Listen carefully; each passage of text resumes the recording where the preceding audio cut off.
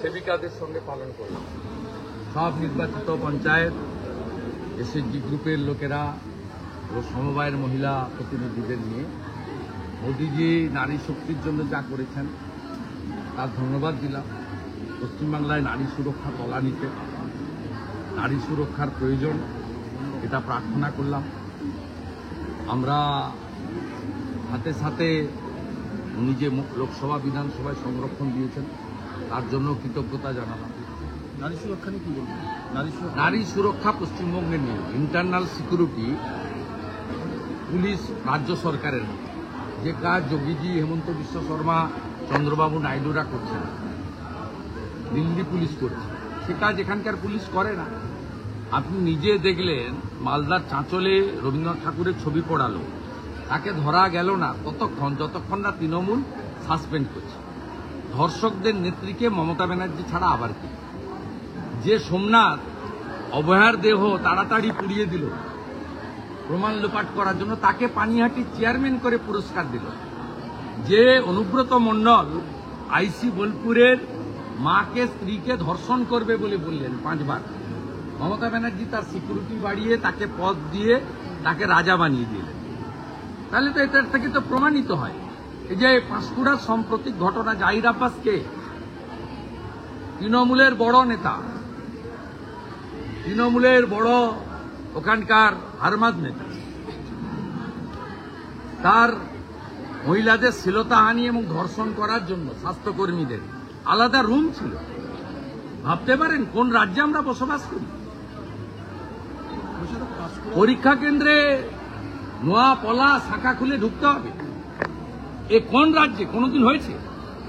একজন মহিলা তো চাকরিকে উপেক্ষা করেছে, কারণ এর দ্বারা তো চাকরি হবে না, বলেছে এগুলো খুলবো না, আমি সদ্য বিয়ে করেছি, এগুলো আমার সনাতন সংস্কৃতি, ভারতীয় সংস্কৃতি, হিন্দু সংস্কৃতির প্রমাণ। কোনোদিন ব্রিটিশরাও বলার সুযোগ পায়নি যে শাখা পলা নোয়া এগুলো মঙ্গলসূত্র খুলে পরীক্ষা দিতে হবে। তা মুসলিম লীগের সরকার একে ঝাঁটিয়ে বিদায় মহিলারাই করবে। দাদা, পাঁশকুড়া জাহির আব্বাসের সঙ্গে ঘনিষ্ঠ সম্পর্ক প্রাক্তন মন্ত্রী সৌমেন মাহমুদ ছিলেন, ঠিক আছে, হবে। বড় মাথা না থাকলে এত বাড়তে পারে? 18 সাল থেকে এসব করেছে। আলাদা রুম ছিল মলেস্টেশন করার জন্য, রেপ করার জন্য। আগামীকাল মহিলারা ঝাঁটা মিছিল করছে পাঁশকুড়া।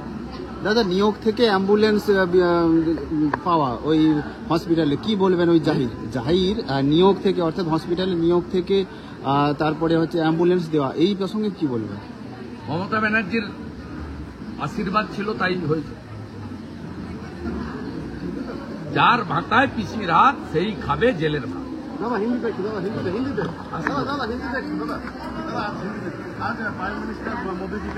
यहाँ हमारी जो सेविका लोग हैं, जो हर गांव में सेवा प्रदान करती है, सब आज लोग मोदी जी का 75 उनका जो जन्मदिन है मनाया। मोदी जी को धन्यवाद दिया।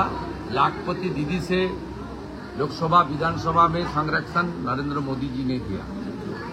और मोदी जी आगे बढ़ो, जनता जनार्दन आपके साथ है, एक गूंज उठा यहाँ से। और हम सब लोग मोदी जी को आभार प्रकट करता हूँ, देश को सुरक्षित रखने के लिए आगे ले जाए। आज आपका क्या क्या कार्यक्रम है? ये बर्थडे लेके ये हमारा बड़ा कार्यक्रम था और भी चलेगा। ये 15 दिन तक चलेगा, सेवा पकड़ा दादा, आज से लेकर 2 अक्टूबर तक। दादा, एसआईआर लेके पश्चिम बंगाल का मुख्यमंत्री ममता बनर्जी ने बोला कि लोगों को कहां से एसआईआर के लिए बर्थडे सर्टिफिकेट मिलेगा, क्योंकि 2002 का पहले घर पे ही प्रसव होता था, अस्पताल नहीं था। एसआईआर होगा जैसे बिहार में हुआ, यहाँ होगा। इलेक्शन कमीशन का पास कॉन्स्टिट्यूशनल राइट है, वो अपने काम करेगा, कॉन्स्टिट्यूशन को मानते हुए करेगा। किसी पार्टी का कोई लीडर का इशारा में काम नहीं करेगा। आप सुन लीजिए, 13 लाख आधार होल्डर डीएक्टिवेटेड हो गया है, डेथ, उनका नाम भी वोटर लिस्ट में है।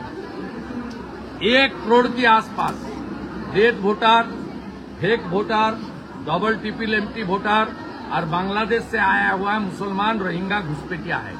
ये लोग को निकाल देना ही चाहिए वोटर लिस्ट से, नहीं तो सही तरीके से चुनाव नहीं होगा।